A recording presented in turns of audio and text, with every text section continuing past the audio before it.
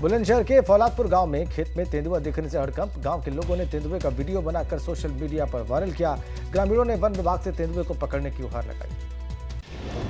ऋषि सुनक के बहाने मायावती का भाजपा और कांग्रेस पर हमला। ट्वीट कर लिखा, देश में अब तक नहीं बन पाया दलित पीएम, सिर्फ इधर उधर की बातें करते हैं राजनीतिक दल। केजीएमयू में सीएम योगी ने पैथोजन रिडक्शन मशीन का लोकार्पण किया। कार्यक्रम को संबोधित करते हुए कहा कि स्वास्थ्य के क्षेत्र में केजीएमयू का बड़ा योगदान। सीएम योगी ने साथ ही कहा कि केजीएमयू लगातार आगे की तरफ बढ़ते जा रहा है, हमेशा कुछ नया करते रहना चाहिए। मेडिकल साइंस में कुछ नया करने की उम्मीद है। सीएम योगी बोले, समय से 2 कदम आगे चलने की आवश्यकता है। अब कैंसर और नसों के मरीजों का इलाज हो सकेगा। लंग कैंसर के मरीजों का भी इलाज होगा। बाराबंकी पहुंचे सपा के राष्ट्रीय अध्यक्ष अखिलेश यादव। पूर्व कैबिनेट मंत्री अरविंद कुमार सिंह गोप के बड़े भाई के निधन पर उन्होंने आवास पहुंचकर शोक जाहिर किया। ओम प्रकाश राजभर की पटना में सावधान यात्रा के दौरान बोले, राजभर पूरे देश में फ्री शिक्षा का नियम लागू होना चाहिए, साथ ही फ्री स्वास्थ्य व्यवस्था का सिस्टम भी लागू होना चाहिए। ओपी राजभर ने कहा कि यूपी और बिहार को मिलाकर सभी 120 लोकसभा सीटों पर चुनाव लड़ेंगे। गठबंधन में रहकर लड़ेंगे, समय पर पत्ते खोलेंगे। बिहार में मेरे निशाने पर लालू नीतीश की सरकार है। ओपी राजभर की सावधान यात्रा पर बोले डिप्टी सीएम ब्रजेश पाठक, कहा वो हमारे मित्र हैं, वो अगर बीजेपी में आना चाहते हैं तो उन्हें हमारे शीर्ष नेतृत्व को लेना चाहिए। वो अपनी पार्टी चलाते हैं और उनकी बड़ी पार्टी है, अपनी पार्टी के राष्ट्रीय अध्यक्ष हैं वो, और हमारे मित्र हैं। और वो करीब ये यात्रा करीब 20 दिन से चल रही है। वो लखनऊ से प्रारंभ होकर पटना में समापन होना था। मुझे इस बारे में उन्होंने बताया था। तो ये अच्छी बात है, सभी को अपने राजनीतिक पार्टी को आगे बढ़ाने का हक है। वो हमारे मित्र हैं और उनकी मन में जो इच्छा होगी वो हमारा नेतृत्व जो तय करेगा वही फाइनल है। नए नाम से फिर संगठन खड़ा कर सकता है पीएफआई। मौलाना शहाबुद्दीन रिजवी ने गृह मंत्री को लिखी है चिट्ठी। ऑल इंडिया मुस्लिम जमात के अध्यक्ष हैं मौलाना शहाबुद्दीन।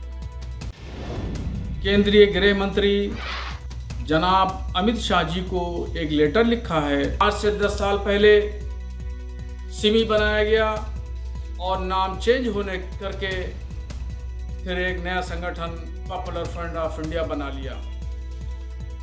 तो गवर्नमेंट के तमाम डिपार्टमेंट्स को इस बात पर ध्यान देने की ज़रूरत है कि नया संगठन कहीं वजूद में ना आ जाए। खाद्य प्रसंस्करण महासंघ ने सीएम योगी को चिट्ठी लिखी। किसानों को सब्सिडी देने में भ्रष्टाचार का आरोप लगाया। 2015 के शासनादेश की अनदेखी कर 2020 से डीबीटी बंद करने का आरोप। प्रयागराज में भीषण सड़क हादसा हुआ। नियंत्रित होकर बिजली के खंभे से टकराई कार। 4 महिलाओं और एक बच्चे समेत 6 लोगों की मौत। हंडिया टोल प्लाजा के पास हादसा हुआ। हादसे में 4 लोग गंभीर रूप से घायल। कानपुर के वाराणसी की ओर जा रही थी टवेरा गाड़ी। दिल्ली हावड़ा नेशनल हाईवे पर हंडिया टोल प्लाजा के पास हुआ हादसा। सीएम योगी आदित्यनाथ ने प्रयागराज हादसे पर जताया दुख। घायलों को बेहतर इलाज के लिए अफसरों को निर्देशित किया। मृतकों के परिजनों के प्रति गहरी शोक संवेदना जाहिर की। जालौन में चलती कार में आग लगने से हड़कंप मचा। परिवार के लोगों ने कार से कूदकर अपनी जान बचाई। आग की लपटें देखकर राहगीरों ने कार की आग बुझाई। उरई कोतवाली के राठ रोड की घटना। उधम सिंह नगर में किच्छा सीओ की गाड़ी दुर्घटनाग्रस्त। ट्रक से टकराई सीओ की बोलेरो। दुर्घटना के समय सीओ ओम प्रकाश नहीं मौजूद थे गाड़ी में। आगरा में शादी समारोह में रसगुल्ले को लेकर हुए विवाद में जमकर चाकू और चम्मच चले। इसमें करीब 6 लोग घायल हुए। इलाज के दौरान एक बाराती की मौत हो गई। कानपुर में बाइक चोरी की घटना सीसीटीवी में कैद हो गई। बाइक चोर पार्किंग में खड़ी बाइक को ले जाते हुए दिखाई दिया। पार्किंग से चोरी करते हुए सीसीटीवी में कैद हुआ। मेरठ में बीजेपी नेता विनीत अग्रवाल शारदा का विवादित बयान सामने आया। कहा, 5 बच्चे पैदा करें हिंदू, हम 2 हमारे 2 नहीं, हम 2 हमारे 5 का सिद्धांत अपनाएं। सिद्धार्थनगर में मूर्ति विसर्जन के दौरान युवक की हत्या। चाकू मारकर किया गया मर्डर। मूर्ति विसर्जन के दौरान डीजे को लेकर हुई थी कहासुनी। सहारनपुर में पुलिस से प्रताड़ित होकर जहर खाने से युवक की जान चली गई। परिजनों ने मृतक को प्रताड़ित करने का आरोप लगाया। मरने से पहले रविंद्र ने बताई थी अपनी आप बीती। पीछे बैठे मैंने बाइक पे बैठा कर उनको वहाँ से सहारनपुर के लिए हम लेकर चल दिए अस्पताल के लिए। तो रास्ते में उन्होंने बताया, मैंने पूछा चाचा जी आपने ये काम क्यों किया है। उन्होंने कहा है कि भाई मुझे पुलिस वालों ने इतना परेशान कर दिया, मेरा जीना भारी कर दिया, मैं इतने ज़्यादा प्रेशर में था कि मैंने ये काम कर लिया। मैं चाचा जी आपको ये काम नहीं करना। क्या कारण रहा था जहर पीने का, यह जांच का विषय है। जो प्राइमा फेसी उसके परिवारजनों ने बताया कि पुलिस वाले उसके घर आए थे दबिश देने, जिस कारण वो दबाव में आ गया था। पुलिस से जो पूछताछ मैंने करी है, ये कुछ दिनों पहले एक पुलिस को सूचना मिली थी कि सरकारी ज़मीन पर ये पेड़ काट रहा था। उसी विषय में पुलिस इसके पास पूछताछ करने गई थी। और भी जांच की जाएगी। जांच में 2 तथ्य सामने आएंगे, जो इनके परिवारजन तहरीर देंगे, उसी के अनुसार कार्रवाई होगी। कुशीनगर में एटीएम मशीन का कैश बॉक्स और सीसीटीवी का हार्ड डिस्क ले गए चोर। गैस कटर से काटकर रात में कैश बॉक्स उठा ले गए चोर। थाने से महज 1.5 किलोमीटर दूर चोरों ने इस घटना को अंजाम दिया।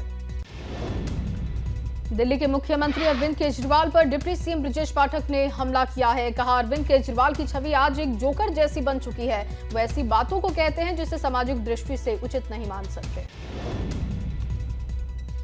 जोकर जैसी तो बनी गई है कि हमेशा एक ऐसे बातों को प्रस्तुत करना, ऐसे ढंग से लोगों को काम के लिए कहना जो सामाजिक दृष्टि से जिसको उचित नहीं ठहरा सकते।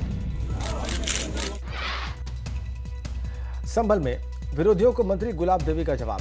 मंत्री ने पीएम नरेंद्र मोदी को अवतार बताया। कहा, पीएम मोदी का कोई मुकाबला नहीं कर सकता। मोदी जी एक अवतार के रूप में है जी।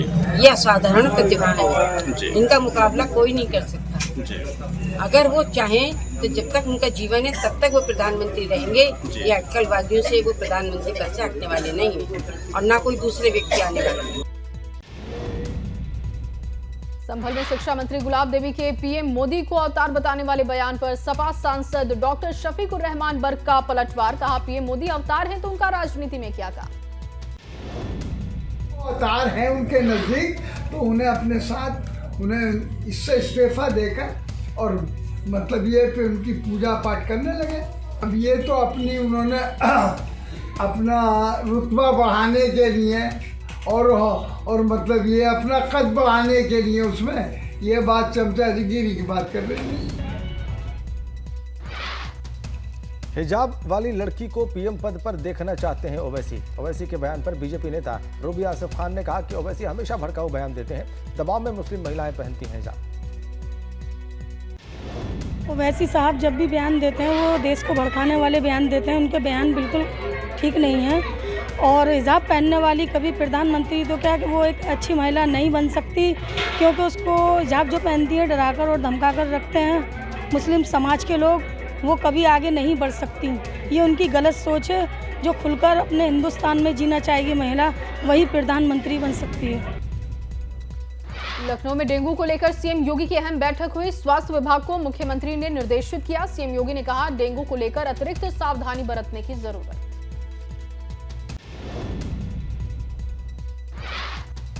उत्तराखंड कांग्रेस की नई कार्यकारिणी का गठन जल्द होने जा रहा है। कांग्रेस प्रदेश अध्यक्ष करण माहरा ने कहा, उनका कहना है कि कांग्रेस अध्यक्ष चुनाव और राहुल गांधी की पदयात्रा की वजह से कार्यकारिणी में थोड़ी देरी हुई। कर्णप्रयाग के महल चोरी पहुंचे कैबिनेट मंत्री सौरभ बहुगुणा। मंत्री सौरभ बहुगुणा ने किया लोक सांस्कृतिक एवं कृषि विकास मेले का उद्घाटन। मेला समिति के कार्यकर्ताओं ने उनका स्वागत किया।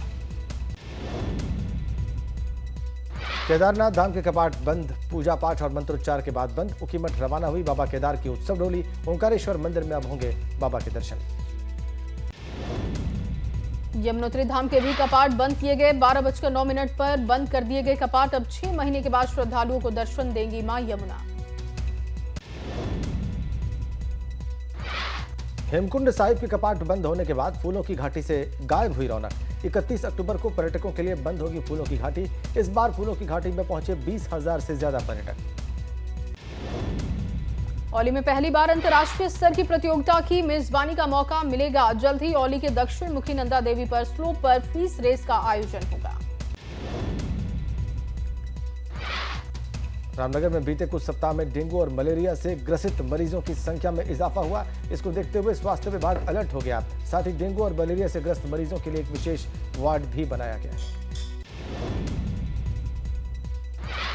और चलिए इसी खबर के साथ इस बुलेटिन में बस इतना ही।